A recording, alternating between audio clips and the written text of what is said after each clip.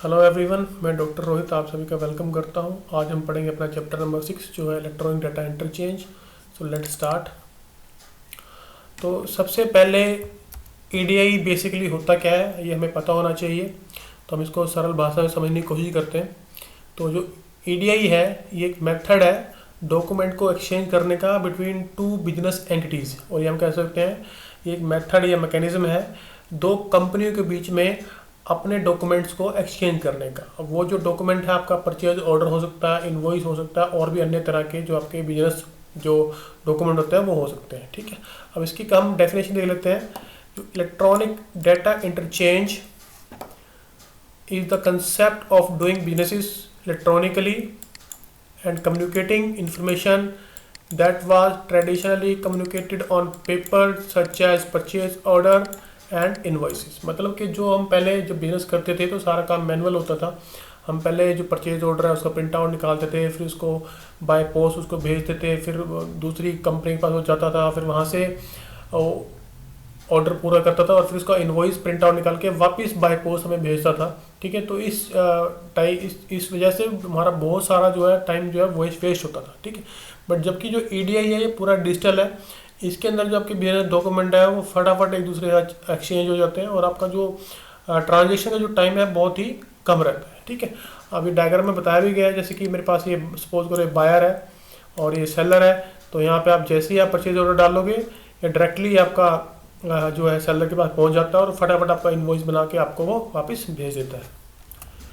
अब how EDI works, EDI काम कैसे करता है तो हम इसको हमने यहाँ पे ब्रीफली समझाया है। तो ईडीआई के वर्किंग के 3 बेसिक स्टेप्स हैं। सबसे पहला है प्रिपेयरिंग द डॉक्यूमेंट। मान लो कि आपने कोई परचेज करना है तो सबसे पहले आप परचेज डॉक्यूमेंट बनाओगे, फिर उसके बाद उस परचेज ऑर्डर को आपको ईडीआई फॉर्मेट के अंदर ट्रांसलेट करना होता है। ठीक है, उसको ईडीआई फॉर्मेट में बनाना पड़ता है।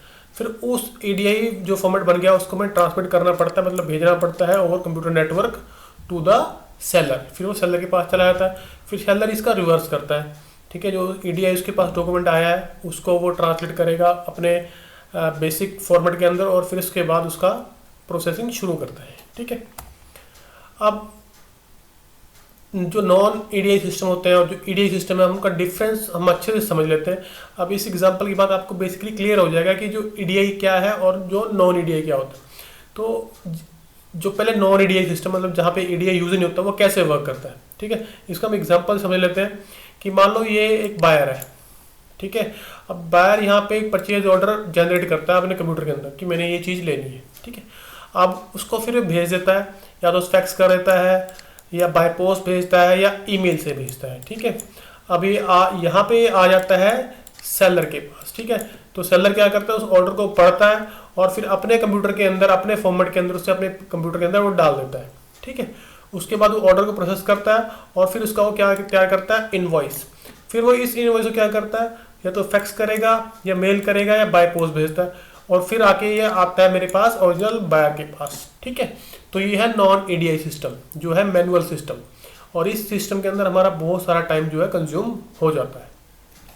अब बात करते हैं हम ईडीआई बेस की।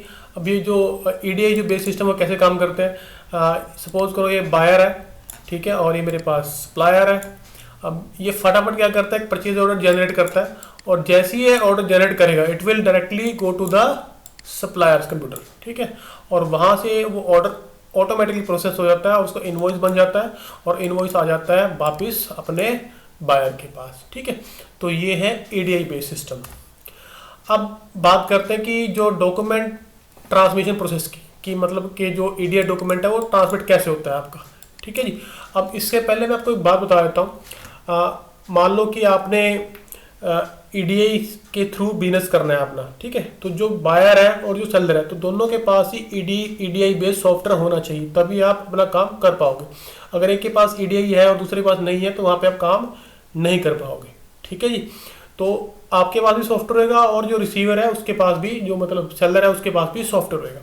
तो यहाँ पे समझते हैं कि सपोज करो आप बायर हो, कस्टमर हो। ठीक है, तो आपका जो ऑर्डर है वो कैसे चलता है। ठीक है, तो ये आपका सॉफ्टवेयर है, मान लो ये आपका लोकल सिस्टम है जहाँ पे आपने ऑर्डर बनाया।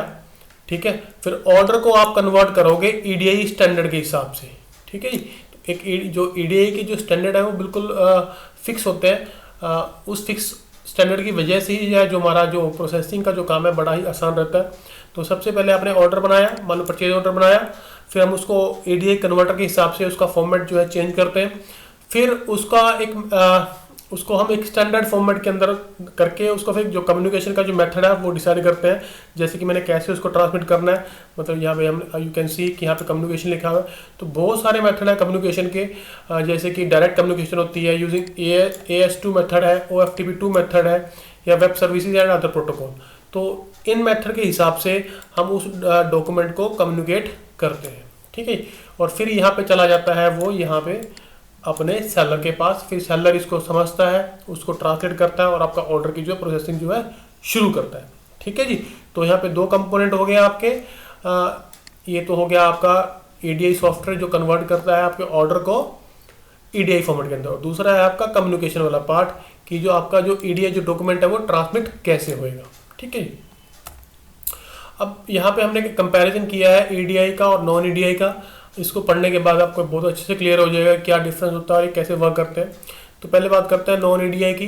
सो इसमें लिखा है this process normally takes between 3 and 5 days। तो जब का जो मैनुअल सिस्टम है नॉन ईडीआई का, उसमें आपका टाइम बहुत ज़्यादा कंज्यूम होता है, जबकि जो ईडीआई सिस्टम है यहाँ पे this process normally occurs overnight and can take less than an hour. तो 1 घंटे से भी कम में आपका जो है यहाँ पे ऑर्डर जो है प्रोसेस हो जाता है, ठीक है। अब नेक्स्ट जो डिफरेंस है वो है buyer makes a buying decision, creates the purchase order and prints it. मतलब कि मैनुअल इसको प्रिंट आउट निकालता है, जबकि जो आपका ईडीआई बेस्ड सिस्टम है वहाँ पे उसको कोई प्रिंट आउट लेने की जरूरत नहीं होती, वो डायरेक्टली आपका ऑर्डर जो है प्लेस हो जाता है। अब नेक्स्ट है जो नॉन ईडीआई है, buyer mails the purchase order to the supplier, कि जो बायर है अपने जो प्रिंट आउट निकाला है उसको वो मेल करता है, ठीक है जी। और मेल करने के लिए वो या तो ईमेल यूज़ कर सकता है, फैक्स यूज़ कर सकता है, या उसको बाय पोस्ट भी भेज सकता है। जबकि ईडीआई बेस्ड सिस्टम के अंदर ऐसा नहीं है, वो डायरेक्टली आपका सेंड हो जाता है। तो आप ये देख सकते हो EDI software creates EDI software creates an electronic version of the purchase order and transmit it automatically to the supplier. मतलब ऑटोमेटिकली आपका जो ऑर्डर है वो ट्रांसमिट हो जाता है, आपको प्रिंट आउट लेने की जरूरत नहीं है। जो नेक्स्ट जो डिफरेंस है, supplier receives the purchase order and enters into the entry system. तो उसके बाद जो ऑर्डर आ गया प्रिंट आउट, फिर उसको दोबारा अपने कंप्यूटर सिस्टम के अंदर डालता है वो, ठीक है जी, ओके। बट जबकि इसके अंदर जो आपका ईडीआई बेस्ड सिस्टम है, जो suppliers order entry system receives the purchase order and update the system automatic immediately on receipt. तो ऑटोमेटिक जो आपका वो सिस्टम के अंदर आपकी एंट्री हो जाती है, आपको टाइप करके कुछ डालने की जरूरत नहीं होती ईडीआई बेस्ड सिस्टम के अंदर, ओके जी।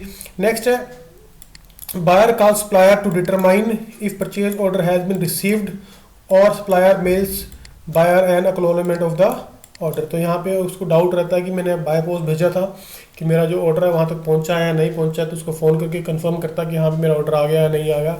तो इस तरह से जो है नॉन ईडीआई काम करता है।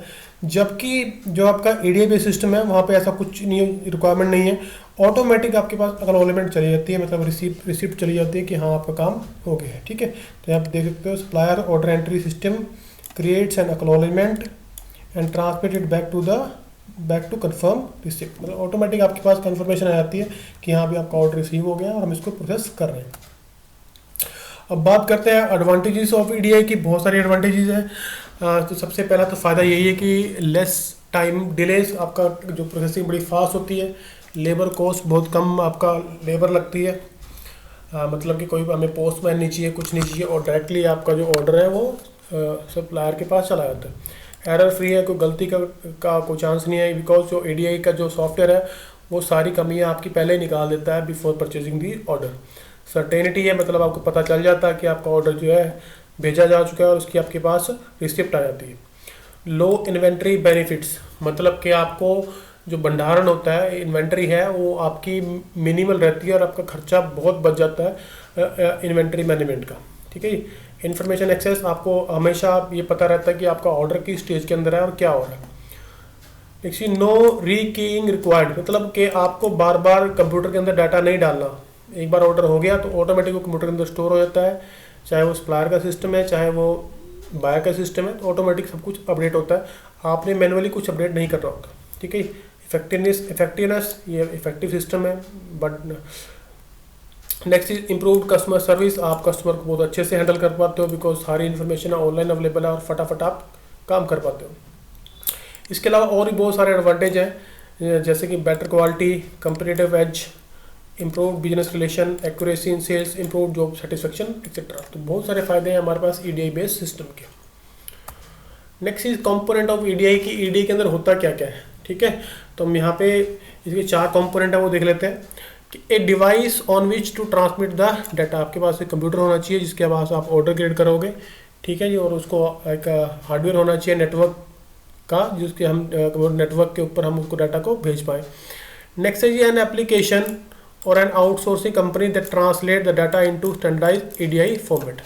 तो यहाँ पे क्योंकि हमें जो हमने ऑर्डर जो क्रिएट करते हैं तो हमें उसको ईडीआई के अंदर कन्वर्ट करना पड़ता है। ठीक है, हम उसको 2 तरीके से कर सकते हैं, या तो हम खुद का ईडीआई सॉफ्टवेयर बनवा लें या फिर हम किसी थर्ड पार्टी से अपना ईडीआई सॉफ्टवेयर ले लें और उसके थ्रू अपनी कम्युनिकेशन करें। तो हमारे पास ईडीआई जो सॉफ्टवेयर है वो होना चाहिए। नेक्स्ट है ये connection between sender and the recipient, हमारे पास कनेक्शन होना चाहिए, मतलब हम नेटवर्क से जुड़े होने चाहिए, सेंडर और जो रिसीवर दोनों ही। ओके, उसके बाद जो यूज़र्स हैं वो अपना डाटा सेंड करते हैं और रिसीव करते हैं। तो ये है मेरे पास बेसिक कंपोनेंट ऑफ ईडीआई, मतलब कि एक हो गया आपका हार्डवेयर, एक हो गया सॉफ्टवेयर और तीसरा हो गया नेटवर्क। ये 3 बेसिक कंपोनेंट्स हैं आपके ईडीआई के। Next is implementation of EDI.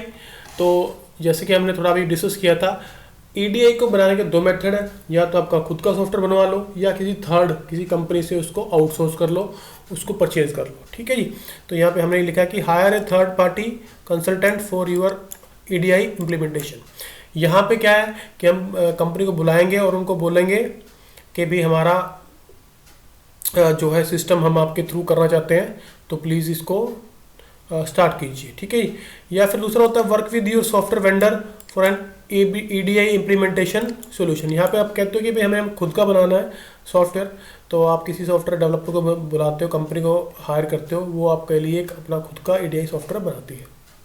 ठीक है, next is types of EDI. जो आपका ईडीआई जो स्टैंडर्ड है वो बहुत तरह के, यहाँ पे हम बात करें ईडीआई स्टैंडर्ड्स की, तो बहुत तरह के आपके पास ईडीआई स्टैंडर्ड होते हैं। जैसे कि हमने यहाँ पे 3-4 लिखे हैं, direct EDI, value added network, ठीक है, AS2 एंड मोर, मैं बहुत सारे हैं। अब इसको हम 1-2 को पढ़ लेते हैं कि जो डायरेक्ट ईडीआई है उसके अंदर क्या होता है, डायरेक्ट कनेक्शन होता है between sender and the receiver, और ये बायर और सेलर के बीच में डायरेक्ट कनेक्शन होता है। और हम इसको तब यूज़ करते हैं जब मुझे बहुत ज़्यादा क्वांटिटी के अंदर अपना सेल और परचेज करना होता है। ठीक है जी, और जो दूसरा है वैल्यू एडेड नेटवर्क, ये एक थर्ड पार्टी जैसे होता है कि आप किसी थर्ड पार्टी से अपना ईडीआई सॉफ्टवेयर ले लेते हैं, वो आपके बिहाफ पे काम करता है, डॉक्यूमेंट को ट्रांसलेट करता है और आपकी कम्युनिकेशन को इनेबल भी करता है। इसका फ़ायदा हमें ये है कि हमें कोई बॉदरेशन नहीं होती, क्योंकि जो दूसरी कंपनी है वो सारा सोल्यूशन आपको प्रोवाइड करके देगी, आपने अपना खुद का सॉफ्टवेयर नहीं बनाना। ठीक है, ऐसे आपके पास AS2 है, ये भी पॉइंट टू पॉइंट जो कम्युनिकेशन में प्रोवाइड करता है, और इसको हम बोलते हैं एप्लीकेबिलिटी स्टेटमेंट वर्जन 2 AS2। ठीक है, इसके अलावा बहुत सारे और भी हैं, जैसे कि EDI via FTP, VPN, web EDI, mobile EDI, manage service EDI system, बहुत सारे तरह के हमारे पास जो EDI स्टैंडर्ड्स अवेलेबल है। तो हमें इनमें से किसी एक को चूज़ करना पड़ता है अपनी कम्युनिकेशन के लिए। ठीक है, ये सारे आपके कम्युनिकेशन स्टैंडर्ड हैं जो हम EDI के साथ यूज़ करते हैं। नेक्स्ट इज अगर इम्प्लीमेंटेशन स्टेप्स ऑफ EDI, मतलब कि अगर आपने खुद का अगर डिसाइड कर लिया कि हमने खुद का EDI बनाना है, तो हमें ये वाले स्टेप सारे फॉलो करने पड़ते हैं। तो फर्स्ट स्टेप है रिक्वायरमेंट एनालिसिस। यहाँ पे हम देखते हैं कि हमारी रिक्वायरमेंट क्या है, हम सारे प्रोज एंड कॉन्स, हम सारी डिटेल्स पढ़ते हैं कंपनी के बारे में। ठीक है, then build up your organisation structure, हम अपनी कंपनी का मेथड समझते हैं कि वो कैसे काम करती है, क्या सेल करती है, क्या परचेज करती है, कैसे ऑर्डर लेती है, कैसे ऑर्डर वो सप्लाई करती है। तो इस तरह का जो स्ट्रक्चर हमें बनाना पड़ता है अपना बिफोर EDI। ठीक है, ओके। अब उसके बाद देखते हैं कि selection of ideal EDI solution, या तो उसके हम देखना है कि हमें EDI कैसे इंप्लीमेंट करना है, या तो इन हाउस मतलब हम खुद का बनवा लें, या फिर हम किसी सर्विस प्रोवाइडर से उसको परचेज कर सकते हैं और उसके साथ अपना काम शुरू कर सकते हैं। उसके बाद कंपाइल यूर इन्फॉर्मेशन, मतलब अपना सारा डाटा जो है आपका वो आप सिस्टम के अंदर डालते हैं ताकि आपका काम शुरू हो सके, ठीक है। उसके बाद system and data integration, finally आपका पूरा सिस्टम को आप इंटीग्रेट कर देते हो कि हाँ भी मेरा जो सिस्टम है वो रेडी है। उसके बाद आप करते हो टेस्ट एंड स्टार्ट, अपने सिस्टम की आप टेस्टिंग करते हो और अपना काम स्टार्ट कर देते हो। तो ये है बेसिक स्टेप्स ऑफ EDI। इसके बाद हम बात करेंगे प्रीवियस ईयर यूनिवर्सिटी क्वेश्चंस की। तो बहुत सारे क्वेश्चन हमने यहाँ पे लिखे हैं जो EDI के बारे में पूछे गए हैं। तो आई थिंक इस वीडियो को देखने के बाद आप सभी क्वेश्चन का आंसर कर पाओगे, ठीक है ji. So with this thanks a lot. अगर आपका कोई क्वेश्चन है तो आप नीचे कमेंट ड्रॉप कर दो, हम आपके क्वेश्चन का आंसर करने की पूरी कोशिश करेंगे। सो with this thank you, thanks a lot.